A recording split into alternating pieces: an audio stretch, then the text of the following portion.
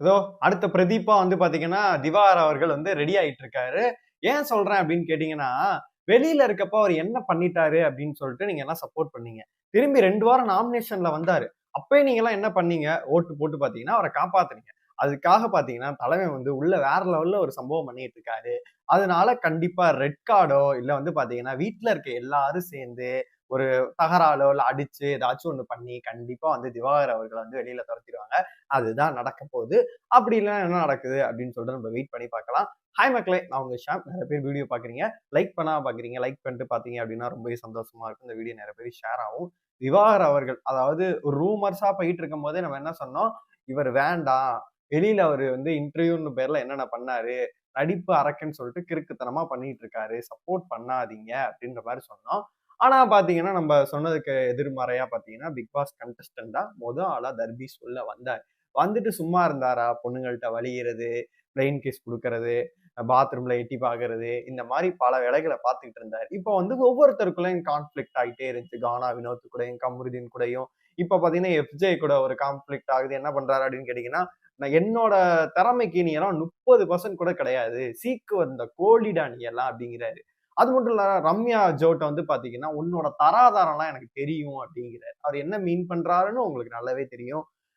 Ramya Joe மேல நம்மளுக்கு விமர்சனங்கள் இருந்தாலுமே பாத்தீங்கன்னா, எல்லாரும் பொறுத்தளவு 18 பேர் உள்ள வந்தாங்கன்னா, 18 பேரும் உள்ள கண்டஸ்டன்ட் மட்டும் தான். அப்படிதான் நம்ம எல்லாரையுமே ட்ரீட் பண்ணிக்கிறோம். எல்லாரையும் அப்படிதான் நம்ம பார்க்கணும். எவ்வளவு பெரிய ஆளா இருந்தாலும் உள்ள பொறுத்தவரை நம்ம கண்டஸ்டன்ட் அந்த மாரி தான் நம்ம எல்லாருமே பார்க்கணும். அப்படி இருக்கும்போது, அவங்களோட பாஸ்ட் எல்லாம் கிளர்றாரு. பாஸ்ட் எல்லாம் கிளறி ஏதேதோ பண்ணிட்டு இருக்கு. இப்ப கமருதீன் வந்து பாத்தீங்கன்னா, அவருக்கும் ஒரு சண்டைகள் போயிட்டு இருக்கு. இப்ப சபரிக்கு இருக்கும்போது, சபரி வந்து ஏதோ ரம்யா ஜோ வந்து தங்கச்சி மாரி தலையில தட்டி குடுக்குறாரு. அது ஒரு ட்ராக் போயிட்டு இருக்குன்னே வச்சுப்போம். அப்படி இருக்கும்போது, பார்வதி இவர வந்து கைப்பாவையா வச்சிருந்தாங்க. கைப்பாவையா வச்சுட்டு, அண்ணே, அண்ணே, அண்ணே, அண்ணே, அண்ணேன்னு சொல்லிட்டு ஒண்ணு பண்ணிட்டு இருந்தாங்க. டெய்லி ப்ரோமோவ தொறந்தாலே பார்வதி மட்டும் தான் இருப்பாங்க. இப்ப 2, 3 நாளா பாத்தீங்கன்னா, இன்னைக்கு ஃபுல்லாவே ஒரே ஒரு ப்ரோமோ தான். ஃபுல்லாவே தர்பீஸ் மட்டும் தான் இருக்காப்ல. இப்ப அடுத்த கட்டத்த நோக்கி என்ன போகும் அப்படின்னு நினைச்சீங்கன்னா, வீட்ல இருக்க எல்லாரும் சேர்ந்து பாத்தீங்கன்னா, இவனுக்கெல்லாம் எப்படி வந்து வாய்ப்பு கிடைச்சு அப்படின்னு சொல்லிட்டு, ஆதிரை வந்து ஃபர்ஸ்ட்டே போட்டு உடைச்சிருப்பாங்க. அவங்க வெளியில போய் இன்டர்வியூல வந்து நெறைய விஷயங்கள் பேசிட்டு இருக்காங்க. அது ஒரு காமெடியான விஷயம். அத விட்டுத்தள்ளுங்க. இருந்தாலுமே வந்து ஃபர்ஸ்ட் சீசன்ல பரணிக்கு ஒண்ணு பண்ணாய்ங்க. அதாவது அதாவது மண்ட பிரஷரா இருக்கு. இங்க இருக்க முடியல அப்படின்னு சொல்லிட்டு அவரு எகிறி குதிக்க போனாரு.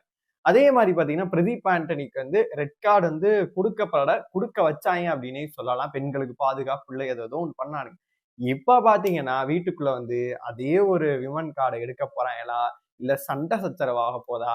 அப்டின்றத வெயிட் பண்ணி தான் பார்க்கணும். ஏன்பா திவாகர் மட்டுமா அப்டி பண்ணிட்டு திவாகர் ஃபேன்ஸ் கூட நம்ம கேட்கலாம். திவாகர் என்னப்பா பண்ணாரு? கமருதீன் பையன் பார்த்தீங்கன்னா, மூடா இருக்குங்கிறான். ஏதேதோ கருமத்தெல்லாம் பேசிக்கிட்டு இருக்கான். அவன் என்ன? அவரு தனி கேட்டகரிப்பா. இந்த வாரம் என்னைய பொறுத்தளவு விஜய் சேதுபதி கையில தான் இருக்கு. அதாவது இந்த ஷோவ எப்படி நடத்துறதுன்னே அவரால முடியல. அவரே இதுல சொல்றார்ல, ரிமோட் இருந்தா சேனல மாத்திட்டு போயிருங்க. எதுக்கு நீங்க பார்க்குறீங்க? அப்படின்ற மாரி அவரே சொல்லிட்டாரு. நீங்க மக்கள்ட்ட சொல்றீங்க. ரிவ்யூவர்ஸ் நாங்க என்ன பண்றது? எங்களோட பொழப்பு இல்லையா?